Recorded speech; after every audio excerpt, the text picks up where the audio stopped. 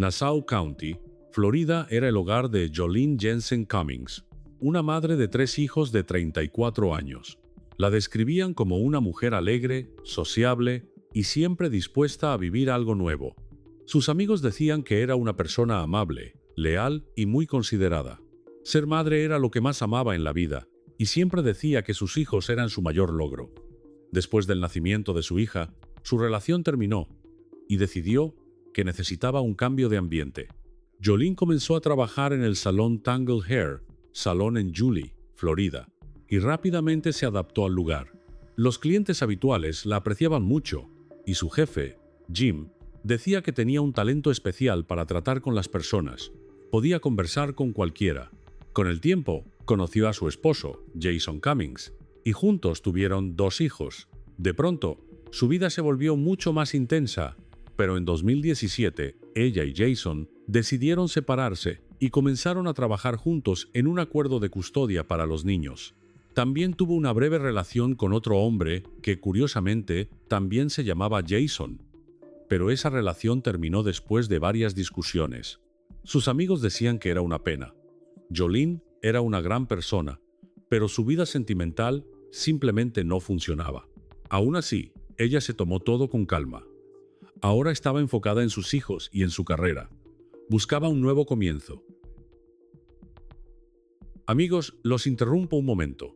Me da mucha curiosidad saber de dónde es mi audiencia, así que quiero pedirles que me cuenten desde qué ciudad están viendo este video y qué hora es allá.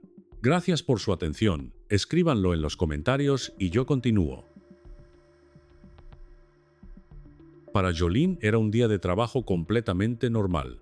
Llegó a su turno en Tangles, que estaba lleno de citas.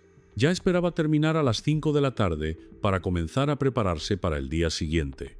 Y es que no era una fecha cualquiera, era su cumpleaños, y además coincidía con Mother's Day. Planeaba pasar todo el día con sus hijos, recibir felicitaciones y simplemente disfrutar de su familia. Iban a preparar un regalo para su madre, Ann, y compartir un verdadero día familiar, pero a la mañana siguiente debía reunirse con su exesposo para recoger a los niños y nunca apareció. Los sábados eran sus días más ocupados. Trabajaba sin descanso. Al principio todos pensaron que quizás se había quedado dormida, pero cuando pasó otro día entero sin noticias de Jolene, fue reportada como desaparecida. Su automóvil también había desaparecido. No había actividad en sus cuentas bancarias, y su teléfono siempre enviaba las llamadas al buzón de voz.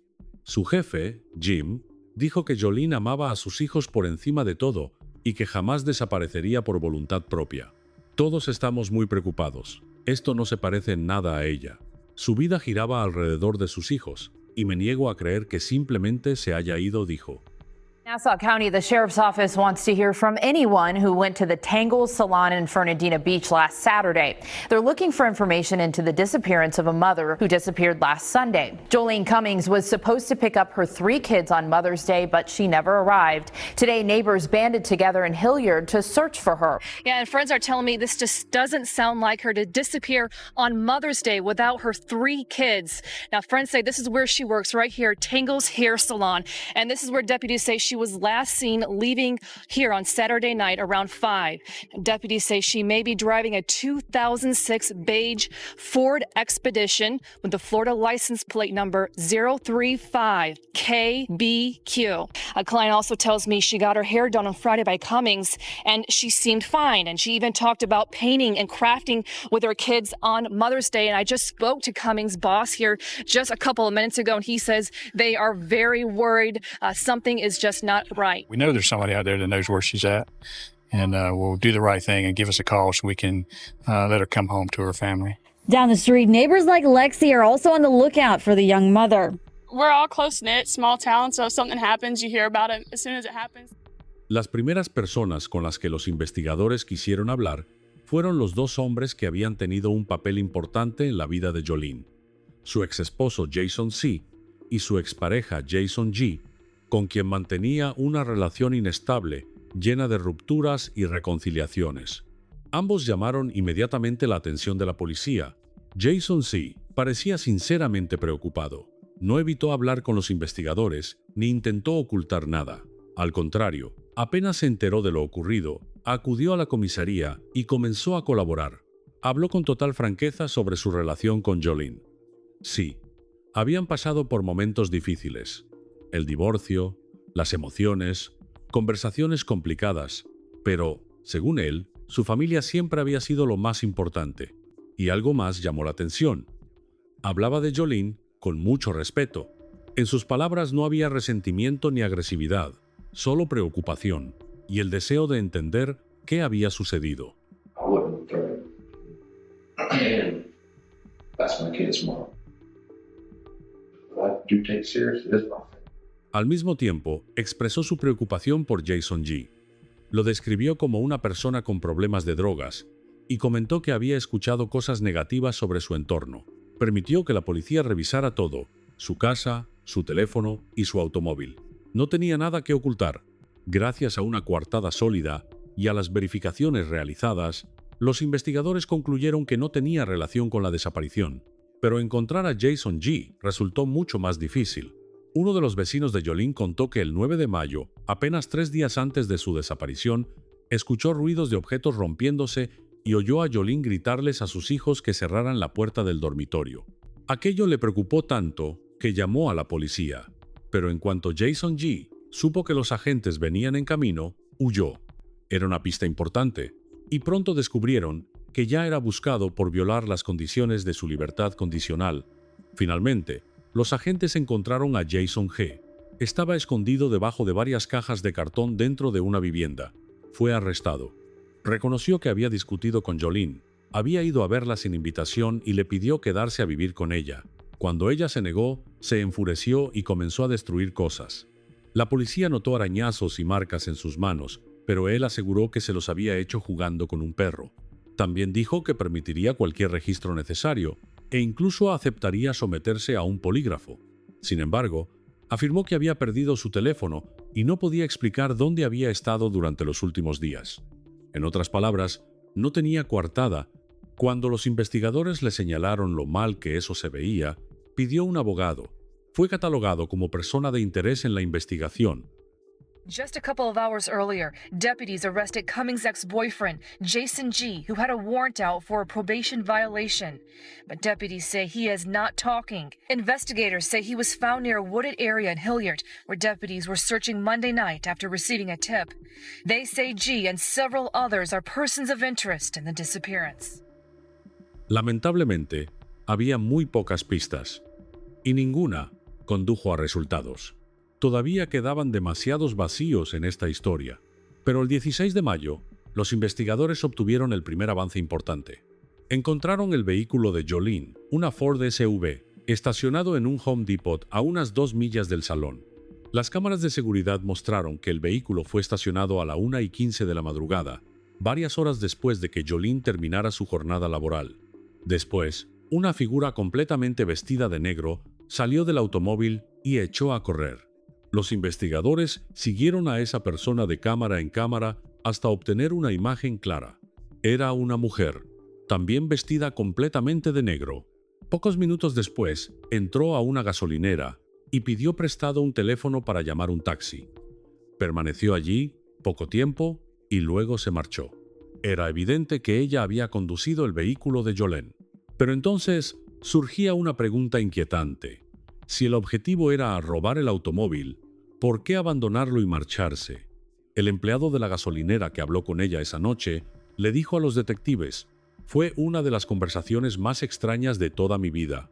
Contó que habló durante mucho tiempo sobre los efectos de la metanfetamina en el cuerpo humano y compartió detalles de una noche en la que, según ella, había estado bebiendo con algunas personas, hablaba sin parar, y después subió al taxi y se fue. Casey, I'm Detective Rose with the Sheriff's Office. Hello. Hello. I needed to speak to you about someone that you had contact with the other night. You're not in trouble for nothing. Oh, I was like, Okay. I don't even know. Can we sit down for a second? Of course. Okay. There was a female that came into the store the other night, right here, Yes. and y'all sat there and talked for a little bit on video. Yeah, she had me call her a taxi. She had you call her a taxi? Yeah. Can you tell me what your conversation was with her? She said something about how she was out with a couple of friends, drinking, and one of the friends' ex-boyfriends came around. There had been some kind of problem. She didn't go into detail for it much after that.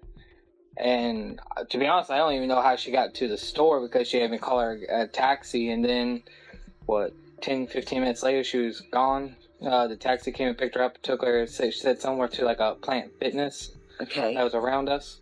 She went into this really weird conversation about what meth does to your body.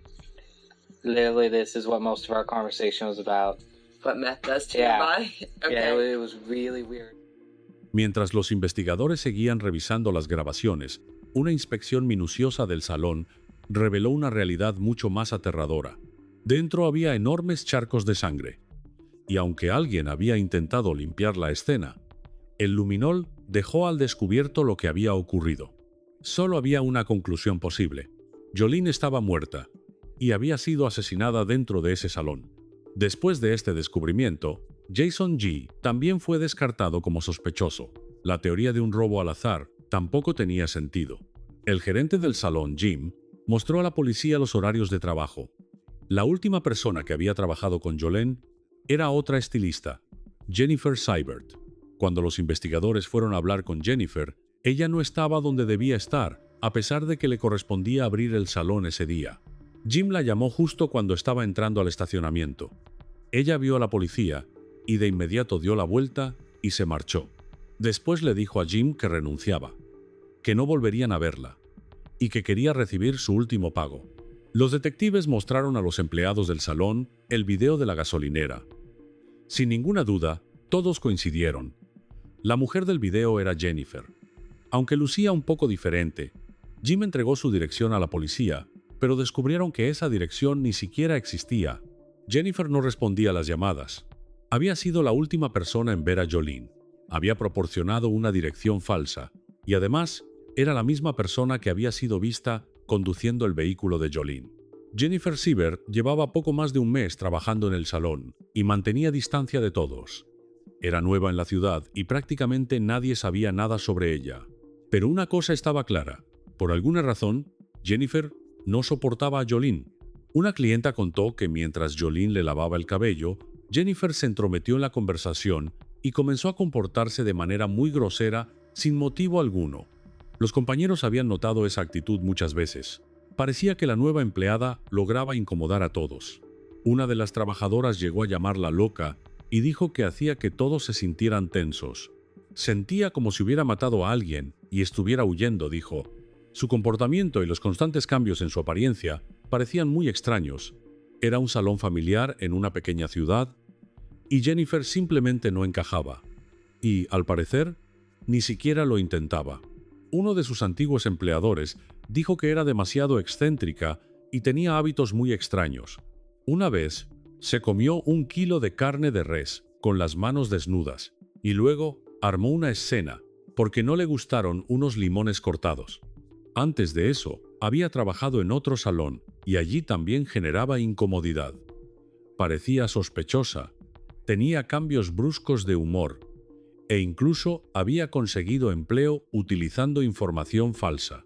Y apenas unos días antes de la desaparición de Jolene, varias personas escucharon a Jolene decirle: «Aléjate de mí, no me agradas, eres rara, eres falsa». Incluso le escribió a una amiga sobre Jennifer: «Siempre le responde mal a todo el mundo. Intento evitarla, pero es muy negativa. Hay algo raro en ella. No sé cómo explicarlo». Después de que la policía difundiera la búsqueda del vehículo de Jennifer, finalmente lograron encontrarla. Estaba a muchas millas de la ciudad, viviendo dentro de un automóvil cerca de una gasolinera. Tenía lesiones en el rostro y el cuerpo que parecían resultado de una pelea. Fue arrestada por el robo del vehículo, pero eso era apenas el comienzo, porque muy pronto quedó claro que no estaban hablando con Jennifer Seibert. En realidad, la mujer frente a ellos era Kimberly Kessler, y ella misma había sido considerada desaparecida desde 2004. My name's Wayne, this is Charlie. We want to talk to you for a few minutes. What name do you want me to call you? Because I was talking to the detective that drove you up, and he said I might have been calling you by the wrong name. When you run my fingerprints through, they come up as Kimberly Lee Kessler. I was born in May of 1968, May 9th. I am 50 years old. I've been living under this particular alias since 1999, so not quite 1999. This is 18, about 19 years. So I would prefer to be called Kim. But... Se mostraba segura, demasiado segura. En su forma de hablar, había incluso cierta arrogancia, como si controlara la situación y supiera exactamente lo que estaba ocurriendo. Le encantaba hablar de sí misma. Y hablaba mucho. Para cualquier pregunta, tenía una respuesta inmediata, rápida, firme y sin una sola pausa. Daba la impresión de que no solo intentaba responder, sino dirigir toda la conversación hacia donde le convenía. But if you run them through, I mean, the last time I got picked up was back in 1999, and I bonded out, and it took them, I don't remember, it was a couple of weeks, I don't know if it was 2.5 weeks or 3.5 weeks before they actually, matched them up. Yeah, it didn't but that was 1999, so maybe it was a little bit slower then. Okay. But I don't know, there's lots of people on the face of the planet, so maybe it still takes time. Los investigadores le preguntaron por qué había cambiado de identidad y por qué había huido. Kimberly dijo que quería esconderse de una expareja. Aseguró que eligió el nombre Jennifer después de verlo en una lápida. Pertenecía a una niña que había muerto en un accidente automovilístico. Pero esa era solo una parte de la historia. Kimberly Kessler había utilizado alrededor de 25 nombres diferentes. Tenía 5 licencias de conducir. Había vivido en 33 ciudades de 14 estados distintos. Utilizaba números falsos de seguridad social. Cambiaba constantemente de apariencia. Usaba pelucas, se teñía el cabello, se mudaba y comenzaba una nueva vida una y otra vez. Just go through when you work with her on that Saturday, so is there anything you can tell me did she ever talk to you about a boyfriend? I know she's got a husband. I know she had a boyfriend. Did she ever talk about anybody she was scared of? Did she ever say anything that she wanted to run away and get away from it all? I mean, I don't remember hearing anything. She would have different conversations sometimes with different clients. She was saying CPS came to her house. She was telling one client that I caught a little blip of it in between listening to YouTube and the phone ringing. And I remember hearing her say she thought her ex-husband or her husband was doing to get out of paying child support. That's all I heard, and I don't remember ever hearing about a boyfriend ever. But then again, I don't always really pay attention. Did she tell you who she was hanging around with, or was she into anything that maybe she shouldn't have been? She would just say to me, the time or two that she'd say, I'm just going home and having a quiet night at home, or I don't have the kids tonight, or, whatever, I'm just going to enjoy this. Insistía en que no tenía la menor idea de dónde podía estar Jolene. Lo decía con total seguridad, sin vacilar, como si la respuesta fuera obvia. Y aun cuando los investigadores le mostraron las grabaciones donde se veía claramente cómo tomaba el volante del automóvil de Jolene, ella no lo admitió. Siguió negándolo con calma, casi con indiferencia, como si nada de aquello tuviera relación con ella. Y entonces, de forma completamente inesperada, desvió la conversación hacia otro tema. En un momento, comenzó a acusar a la propia Jolene. Afirmó que consumía metanfetamina. La acusación sonó brusca y extraña, porque todos los que conocían a Jolene rechazaron esa idea de inmediato. Para ellos, era una completa absurda mentira, algo que simplemente no encajaba con la persona que ella era. But I did find a bag that I believe had crystal meth in it, just a little bit in the bottom, a tiny baggie back by the back door. Did you guys ever hang out after work? Did you ever go anywhere No. together? There's video of you dropping her car off at the Home Depot parking lot there in Yulee and walking across and going into the gate station and getting a taxi cab back down to, they had it listed as Dick Sweeney's, but it was back down there to where Tangles is, okay? And that's why you're charged with grand theft auto. And I'm not trying to trick you, I'm not trying to fool you. You're opening up to me and I'm opening up to you, okay? Mm-hmm. That's the reason you're charged with that. You're not charged with anything else, okay? But something happened to Jolene. Y justo cuando parecía que los investigadores por fin empezaban a avanzar, cuando daba la impresión de que aquella conversación estaba a punto de revelar respuestas, bastó con aumentar un poco la presión para que todo se detuviera de golpe. Kimberly cambió de tono y sin dar ninguna explicación, anunció que quería un abogado. Something that you didn't plan happened, but let me tell you what we did, okay? Because I just want to be honest with you, because I think something bad happened that you didn't intend to happen, but I don't think you're an evil person. I don't think you're a mean person. I think you have done one hell of a job getting through the last 25 years. So let me reply this way, and you may not like the answer. I would like legal counsel. Para la policía, aquello no fue un problema. Nuevas grabaciones de cámaras de seguridad comenzaron a llenar los vacíos. Las cámaras la captaron junto a los contenedores de basura detrás del salón el mismo día en que desapareció Jolene. Estaba arrojando bolsas al interior. Los investigadores decidieron averiguar a dónde iban esos residuos después de que los contenedores fueran vaciados. Eso los llevó a un enorme vertedero con casi 4 millones de libras de desechos. Todos entendieron de inmediato que encontrar algo allí sería casi imposible, pero cerca de los árboles, junto a los contenedores, encontraron la tapa de un gran recipiente de plástico. Cuando finalmente descubrieron la verdadera dirección de Kimberly y localizaron el depósito que había alquilado recientemente, quedaron impactados. Muchas de las pertenencias estaban cubiertas de sangre. Un análisis rápido confirmó que pertenecía a Jolene. Dentro de un contenedor encontraron una de sus uñas. También hallaron una bolsa con unas tijeras. Y en ellas también había sangre. Los análisis forenses confirmaron que parte de la sangre encontrada en el salón pertenecía no solo a Jolene, sino también a Kimberly. Los investigadores creían que esas tijeras podían haber sido el arma homicida. Un análisis más detallado del iPhone de Kimberly reveló que había fotografiado una libreta llena de nombres. Entre ellos, aparecía incluso el nombre de un antiguo novio de la escuela. Junto a algunos nombres había palabras escritas como Satán, bruja y maldad. Kimberly acostumbraba a registrar sus sueños y hablaba constantemente sobre demonios, Jesús y personas que, según ella, la perseguían. En su historial de búsquedas aparecían consultas como cómo cometer un crimen, asesinas seriales y varias veces el nombre de Jolene. En su vivienda encontraron 6 pelucas diferentes y varios teléfonos. Las conversaciones con personas que la habían conocido bajo distintas identidades comenzaron a formar una imagen inquietante. Uno de sus exnovios contó que ella le dijo con absoluta tranquilidad que había disparado contra su propio gato con una escopeta. También afirmó que, cuando era niña, había amenazado con matar al hermano de alguien con un bate de béisbol mientras dormía. A pesar de que el caso contra Kimberly parecía fortalecerse cada vez más, los investigadores seguían sin saber dónde estaba el cuerpo de Jolene. Entonces, las cámaras de Walmart proporcionaron una nueva pista.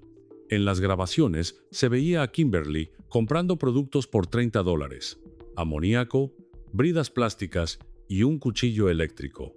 Eran aproximadamente las 9 de la noche, unas 4 horas después de que Jolene terminara de trabajar y después de que, según la teoría de la fiscalía, ya hubiera sido asesinada. Luego, Kimberly regresó al salón. Alrededor de las 11 de la noche, fue captada arrojando bolsas muy pesadas a los contenedores de basura. La policía afirmó que, considerando la cantidad de sangre encontrada en el salón y la presencia del cuchillo eléctrico, solo podía existir una explicación. Kimberly había desmembrado el cuerpo de Jolene y distribuido los restos en diferentes bolsas. El 22 de mayo se realizó una conferencia de prensa en la que la policía confirmó que, aunque la búsqueda de Jolene continuaba, ella ya no regresaría con vida. In addition to following up on all leads and evidence we were receiving, this individual was known as Jennifer Seibert. We have subsequently found out that Seibert's real name is Kimberly Kessler. Through our investigation, we have obtained evidence, which we are not releasing at this time, which leads us to believe Jolene is not alive. Kessler is a suspect in the disappearance of Jolene Cummings. Sunday was a special day, not only for Mother's Day, but it was her birthday. She was born on Mother's Day. God gave me this special blessing after my firstborn infant son, Richard, was buried. I beg you as a mother to please keep coming forward, no matter how small. My 3 grandchildren, who miss her so much, We want closure. Poco a poco, los investigadores comenzaron a unir las piezas. Llegaron a la conclusión de que Kimberly probablemente no había actuado por impulso. Todo parecía haber sido planeado con anticipación. Su historial de búsquedas apuntaba en esa dirección, consultas que difícilmente parecían casuales. Y había otro detalle. El día en que Jolene desapareció coincidía perfectamente con un periodo en el que el salón permanecería cerrado durante 2 días. Para los investigadores, aquello parecía una oportunidad, la oportunidad de hacerlo todo, y disponer de tiempo suficiente para borrar las huellas. Y estaban convencidos de que esa fecha no había sido elegida al azar. Ella la había escogido. Después de reunir suficientes pruebas, la policía presentó cargos contra Kimberly Kessler por asesinato en primer grado. Pero incluso entonces, su comportamiento no cambió. Sentada con esposas, se veía tranquila, demasiado tranquila. Bromeaba.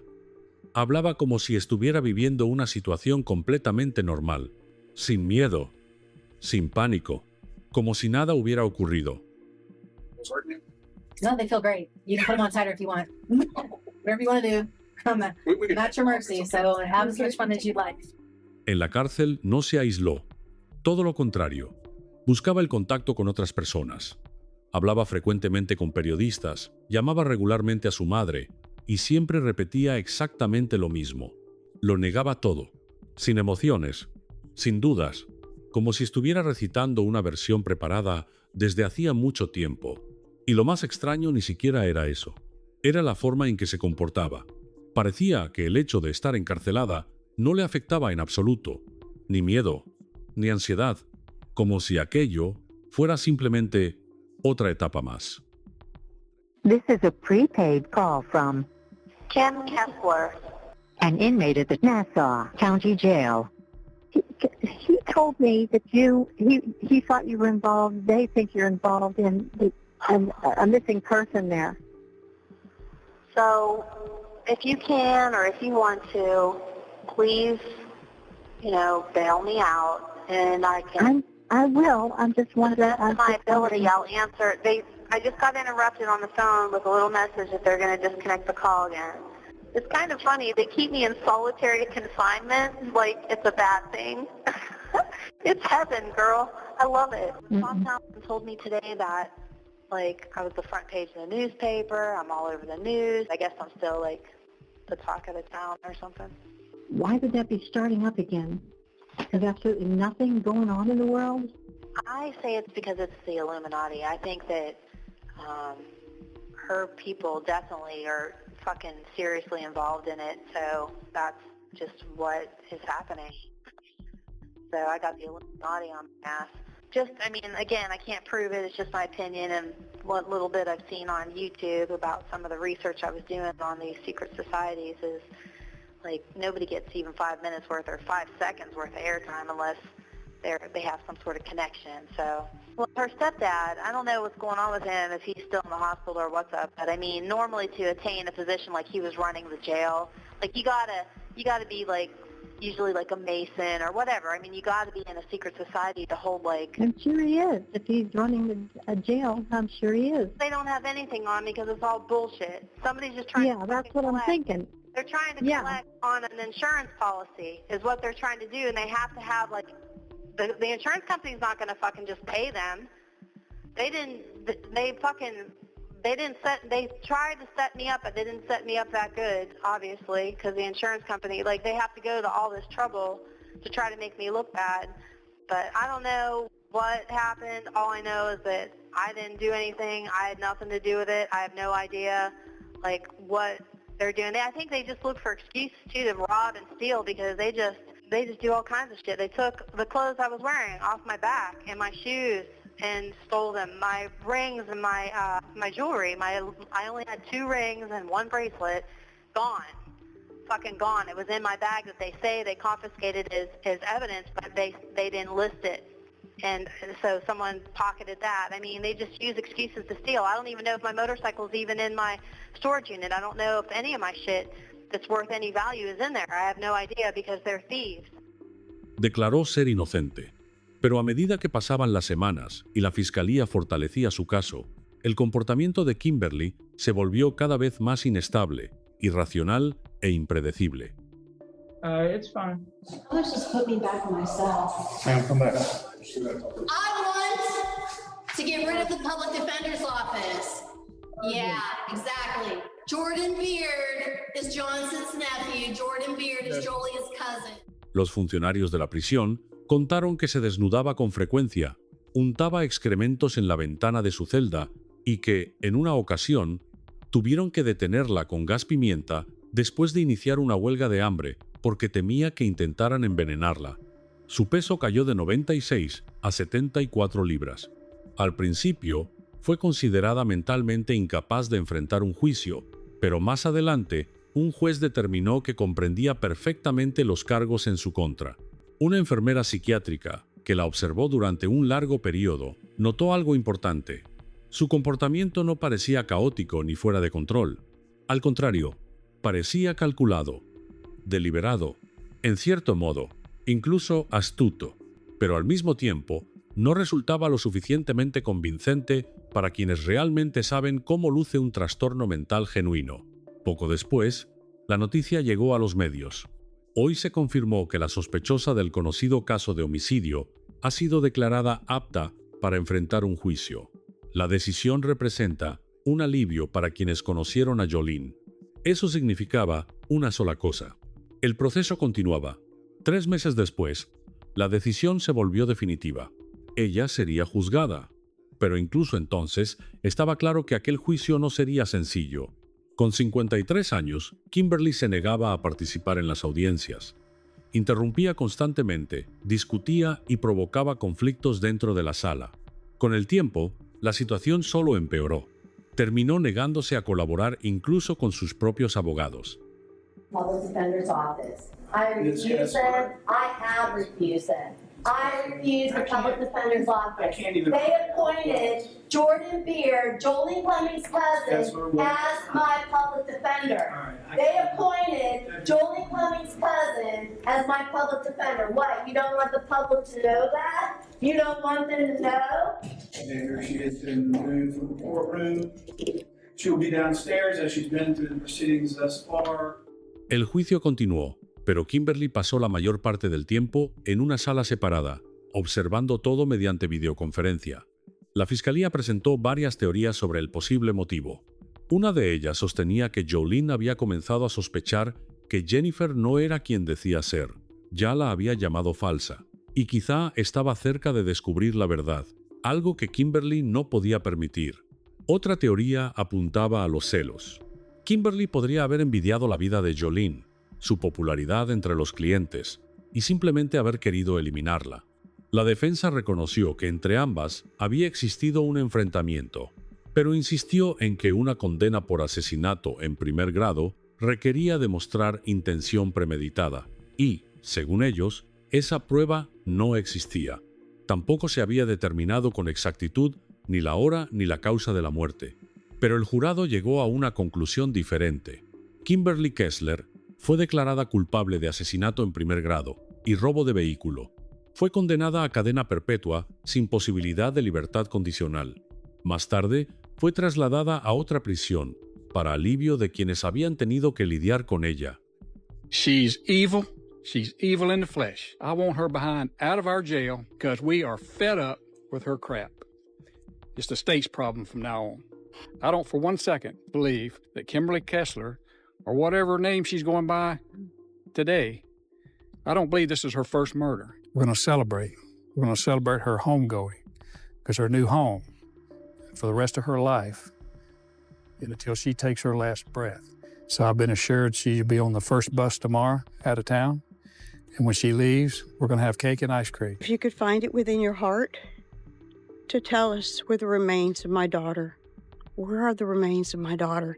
Give us some closure. I'm asking you from one mother to another. Tonight marks 411 days since Jolene Cummings was last seen in Nassau County. El cuerpo de Jolene nunca fue encontrado, y tristemente, todo indica que jamás lo será. El salón Tangle Hair Salon, que había operado durante más de 10 años, cerró sus puertas para siempre. El propietario del local se negó a renovar el contrato, pero según quienes trabajaban allí, esa no fue la única razón. Después de todo lo que pasó, trabajar sin Jolene es imposible. Ya no sería lo mismo. Es demasiado doloroso, escribieron en Facebook. La hija de Jolene ahora vive con su abuela, Ann. Sus hijos viven con su padre, Jason. En una entrevista, Jason contó que se enamoró de Jolene porque era una madre extraordinaria.